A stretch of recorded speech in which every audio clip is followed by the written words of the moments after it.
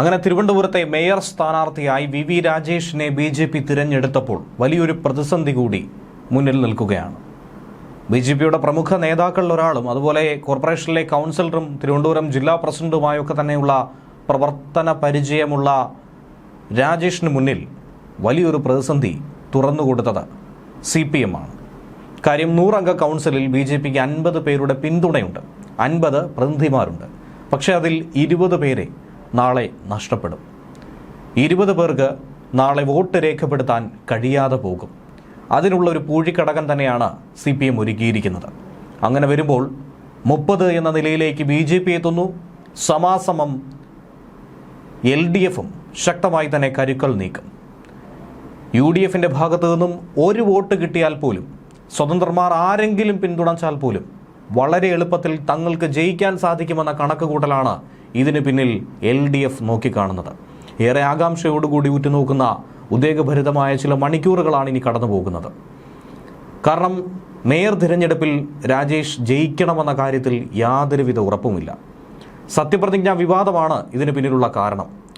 ദൃഢപ്രതിജ്ഞയോ ഈശ്വരനാമത്തിൽ സത്യപ്രതിജ്ഞയോ ചെയ്യേണ്ടതിന് പകരം പലയിടത്തും പലരും ദൈവങ്ങളുടെ പേര് പറഞ്ഞും ബലിദാനികളുടെ പേരെടുത്തു കാട്ടിയും ഒക്കെ തന്നെയായിരുന്നു സത്യപ്രതിജ്ഞ.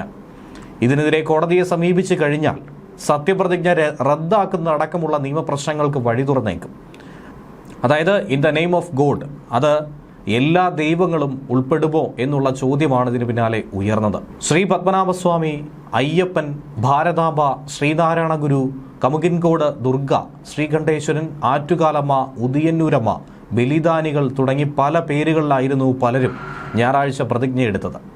തിരുവനന്തപുരം കോർപ്പറേഷനിലായിരുന്നു ഇത്തരം സത്യപ്രതിജ്ഞ ഏറ്റവും കൂടുതൽ കാണാൻ കഴിഞ്ഞത്. തിരുവനന്തപുരത്തിന് പുറത്ത് പല തദ്ദേശ സ്ഥാപനങ്ങളിലും ഇത് സംഭവിച്ചെങ്കിലും ഭരണാധികാരികൾ അപ്പോൾ തന്നെ അത് തിരുത്തി വീണ്ടും പ്രതിജ്ഞ എടുപ്പിച്ചു. പക്ഷേ തിരുവനന്തപുരത്താകട്ടെ അത് സംഭവിച്ചില്ല. സത്യപ്രതിജ്ഞയ്ക്ക് ശേഷം ദൈവനാമം പറയുന്നതിനോ മുദ്രാവാക്യം വിളിക്കുന്നതിനോ ഒന്നും വിലക്കില്ല. പക്ഷേ സത്യപ്രതിജ്ഞാ ചടങ്ങിൽ സത്യവാചകം ചൊല്ലിക്കൊടുക്കുന്നതല്ലാതെ അതിനപ്പുറത്തേക്ക് സംസാരിക്കാൻ പാടില്ല. കോർപ്പറേഷനിലെ BJP കൗൺസിലർമാർ ദൈവങ്ങളുടെ പേര് പറഞ്ഞ് സത്യപ്രതിജ്ഞ ചെയ്തതിലെ ചട്ടലംഘനം തന്നെയാണ് ചൂണ്ടിക്കാട്ടി ഇപ്പോൾ മേയർ തിരഞ്ഞെടുപ്പിലെ വോട്ടുകളുടെ സാധുത തന്നെ CPM ചോദ്യം ചെയ്യുന്നത്. 20 കൗൺസിലർമാരുടെ സത്യപ്രതിജ്ഞ അസാധുവാക്കണമെന്നാവശ്യപ്പെട്ട് CPM ജില്ലാ കളക്ടർക്കും മുഖ്യ തിരഞ്ഞെടുപ്പ് ഓഫീസർക്കുമാണ് പരാതി കൊടുത്തിരിക്കുന്നത്. 20 പേരുടെയും ലിസ്റ്റും അവർ എവിടുത്തെ കൗൺസിലർമാരാണ്, അവർ എന്ത് ചൊല്ലിയാണ് സത്യപ്രതിജ്ഞ നടത്തിയത് എന്നുള്ളത് കൃത്യമായി രേഖപ്പെടുത്തുന്നുണ്ട്. ദൈവങ്ങളുടെ പേരിൽ സത്യപ്രതിജ്ഞ ചെയ്തത് ചട്ടലംഘനമാണെന്ന് ചൂണ്ടിക്കാട്ടി ജില്ലാ സെക്രട്ടറി V ജോയിയും SP ദീപക്കുമാണ് പരാതി കൊടുത്തത്. നാളെ കോടതിയിലും ഇതുമായി ബന്ധപ്പെട്ട പരാതിയുമായി നീങ്ങും. പഞ്ചായത്ത് രാജ് നിയമത്തിലെ 2ാം പട്ടികയിലും മുനിസിപ്പാലിറ്റി നിയമത്തിലെ 3ാം പട്ടികയിലും സത്യപ്രതിജ്ഞയ്ക്ക് നിശ്ചിത ഫോർമാറ്റ് പ്രസിദ്ധപ്പെടുത്തിയിട്ടുണ്ടെന്നാണ് തിരഞ്ഞെടുപ്പ് കമ്മീഷണർ A ഷാജഹാൻ പറയുന്നത്. സത്യപ്രതിജ്ഞ ചെയ്ത അംഗം ഇത് ഒപ്പിട്ട് നൽകുകയും വേണം. എന്നാൽ ഇത് ലംഘിച്ചാൽ തിരഞ്ഞെടുപ്പ് കമ്മീഷൻ നടപടിയെടുക്കാറില്ല സ്വാഭാവികമായി. പക്ഷേ പാർട്ടിയോ മറ്റോ ഇതുമാ ഉന്നയിച്ച് മുന്നോട്ട് വരുമ്പോഴോ അതല്ലെങ്കിൽ പരാതിക്കാരുണ്ടാകുമ്പോഴോ ഇതിൽ നടപടി സ്വീകരിക്കാറുമുണ്ട്. തിരഞ്ഞെടുക്കപ്പെട്ട അംഗം 1 മാസത്തിനകം സത്യപ്രതിജ്ഞ ചെയ്തില്ലെങ്കിൽ അംഗം തന്റെ സ്ഥാനം സ്വമേധയാ ഒഴിഞ്ഞതായി തിരഞ്ഞെടുപ്പ് കമ്മീഷന് പ്രഖ്യാപിക്കാമെന്നും കൂടി ചട്ടത്തിലുണ്ട്. യേശുക്രിസ്തു, അള്ളാഹു എന്നീ പേരിൽ സത്യപ്രതിജ്ഞ ആകാമെന്ന ഹൈക്കോടതി വിധിയും നിലനിൽക്കുന്നുണ്ട്. സത്യപ്രതിജ്ഞ അസാധുവാക്കപ്പെട്ടാൽ നാളത്തെ മേയർ തിരഞ്ഞെടുപ്പിൽ ഈ 20 പേർക്ക് 50-ൽ 20 പേർക്ക് വോട്ട് രേഖപ്പെടുത്താൻ കഴിയുമോ എന്നുള്ള ചോദ്യം ഉയരുന്നു. മുനിസിപ്പൽ നിയമപ്രകാരം നിശ്ചിത ദിവസം സത്യപ്രതിജ്ഞ ചെയ്ത അംഗങ്ങൾക്ക് മാത്രമേ അധ്യക്ഷ, ഉപാധ്യക്ഷ സ്ഥാനങ്ങളിലേക്ക് മത്സരിക്കാനോ അതിലേക്ക് വോട്ട് ചെയ്യാനോ സാധിക്കൂ. അങ്ങനെ വരുമ്പോൾ ഡെപ്യൂട്ടി മേയർ അടക്കം വലിയ പ്രതിസന്ധിയിലായിരിക്കുകയാണ്. മുനിസിപ്പൽ നിയമത്തിൻ്റെ 3ാം ഷെഡ്യൂളിൽ in the name of God, ദൈവനാമത്തിൽ സത്യപ്രതിജ്ഞ ചെയ്യണമെന്നാണ് വ്യക്തമാക്കിയിരിക്കുന്നത്. ദൈവനാമത്തിൽ സത്യപ്രതിജ്ഞ ചെയ്യണമെന്ന് ചട്ടമെന്നിരിക്കെ ദൈവങ്ങളുടെ പേര് പറഞ്ഞത് അസാധുവായി കണക്കാക്കണമെന്നാണ് V ജോയി പറയുന്നത്. നിയമപ്രകാരം സത്യപ്രതിജ്ഞ ചെയ്യാത്ത അംഗങ്ങൾ നാളെ നടക്കുന്ന മേയർ തിരഞ്ഞെടുപ്പിൽ വോട്ട് ചെയ്യാൻ യോഗ്യരാണോ എന്ന ചോദ്യം, അതുമായി ബന്ധപ്പെട്ട നിയമപ്രശ്നം ഇതുതന്നെയാണ് അദ്ദേഹം മുന്നോട്ട് വയ്ക്കുന്നത്. പരാതിയിൽ കമ്മീഷൻ സ്വീകരിക്കുന്ന നിലപാട് മേയർ തിരഞ്ഞെടുപ്പ് ഫലത്തെ തന്നെ നേരിട്ട് സ്വാധീനിക്കുമെന്നുള്ളതുകൊണ്ട് വരും മണിക്കൂറുകൾ തിരുവനന്തപുരം കോർപ്പറേഷനെ സംബന്ധിച്ചേറെ നിർണായകമായ മണിക്കൂറുകൾ തന്നെയാണ്. 100 പേർ കൗൺസിലർമാർ, അതിൽ 50 പേർ BJP, CPM-ഉം കോൺഗ്രസും ഒരുപോലെ കട്ടയ്ക്ക് മത്സരിക്കുന്നു. LDF-നാകട്ടെ 29 പേർ, കോൺഗ്രസിന് 19 പേർ. 2 സ്വതന്ത്രന്മാരും. അവർ ആരെ അനുകൂലിക്കുമെന്ന കാര്യം ഏറെ നിർണായകം തന്നെയാണ്. 20 പേരെ വോട്ട് ചെയ്യാൻ അനുവദിച്ചില്ലെങ്കിൽ 80 പേരായി അംഗബലം ചുരുങ്ങും. കോൺഗ്രസിനായി മത്സരിക്കുന്ന ശബരിനാഥിന് 2 സ്വതന്ത്രന്മാർ വോട്ട് ചെയ്താൽ അവർക്ക് 21 വോട്ട്.